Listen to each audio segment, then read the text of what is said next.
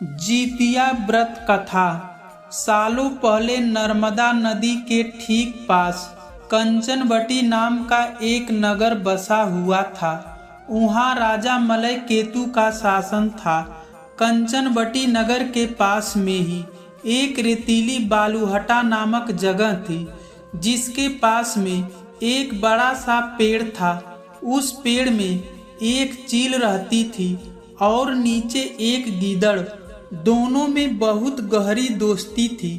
एक दिन दोनों ने सोचा कि सारी महिलाएं जीतिया व्रत करती हैं, तो क्यों न हम भी कर ले। इसी सोच के साथ दोनों ने ठान ली कि अब वो भी इस व्रत को करेगी। उन्होंने श्री जीवतवाहन भगवान को मन ही मन नमस्कार करते हुए कहा, हम आपकी पूजा और व्रत पूरी विधि के साथ करेंगे। जैसे ही व्रत का दिन आया तो पास के ही एक धनवान व्यापारी की मौत हो गई। उसको अंतिम विदाई देने के लिए बालूहटा ही लाया गया, जहां गीदड़ और चील रहते थे। व्रत के दिन गीदड़ ने मरे हुए व्यक्ति को देखा तो उसे भूख लग गई। वो खुद को रोक नहीं पाई और मांस खाने की वजह से उसका व्रत उसी वक्त टूट गया। उस व्यापारी के शव को चील ने भी देखा था, लेकिन उसने व्रत के कारण उसे नहीं खाया। उसके बाद चील और गीदड़ दोनों अगले जन्म में कंचनवटी के भास्कर नामक ब्राह्मण के घर में बेटी के रूप में पैदा हुई। चील का जन्म बड़ी बहन के रूप में हुआ, जिसका नाम शीलवती पड़ा और उसकी शादी बुद्धिसेन नामक लड़के से कराई गई। गीदड़ का जन्म उसकी छोटी बहन कपूरावती के रूप में हुआ। समय होने पर उसका विवाह कंचनवटी के राजा मलय केतु से उसके पिता ने करवाया। भले ही कपूरावती विवाह के बाद कंचनवटी की रानी बन गई हो, लेकिन उसे बेटा का सुख नहीं मिला। उसके घर जितने भी बच्चे जन्म लेते थे वो उसी दिन मर जाते थे।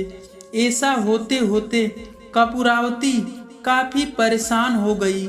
इधर उसकी बड़ी बहन शीलवती को 7 बेटे हुए थे।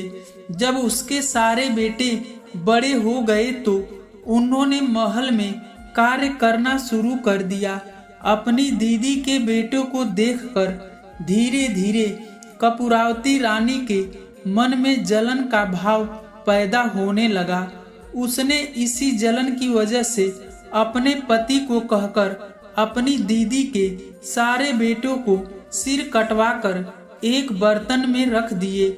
उन सभी 7 बर्तनों को कपूरावती ने लाल रंग के कपड़े से ढक दिया और अपनी दीदी शीलवती के पास भिजवा दिया।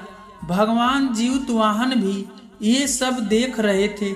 उन्होंने रास्ते में ही सभी 7 भाइयों के सिर को धड़ से जोड़ा और अमृत पिलाकर जिंदा कर दिया।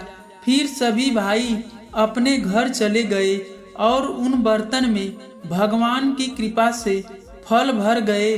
उधर कपूरावती अपनी दीदी के घर से शोक समाचार मिलने के इंतजार में बैठी हुई थी। जब कोई संदेश नहीं आया तो वो खुद ही शीलवती के घर चली गई। वहाँ जैसे ही उसने अपने दीदी के सारे बेटों को जिंदा देखा तो वो हैरान हो गई। कुछ देर बाद उसने दीदी शीलवती को अपनी हरकत के बारे में बताया। उसने कहा कि किस तरह से उसने बर्तनों में उसके बेटों के सिर काटकर डाल दिए थे और जोर जोर से रोने लगी। तभी शीलवती को अपने पिछले जन्म के बारे में याद आ गया। वो अपनी छोटी बहन को उसी पेड़ के पास लेकर गई जहां वो दोनों पहले रहा करती थी।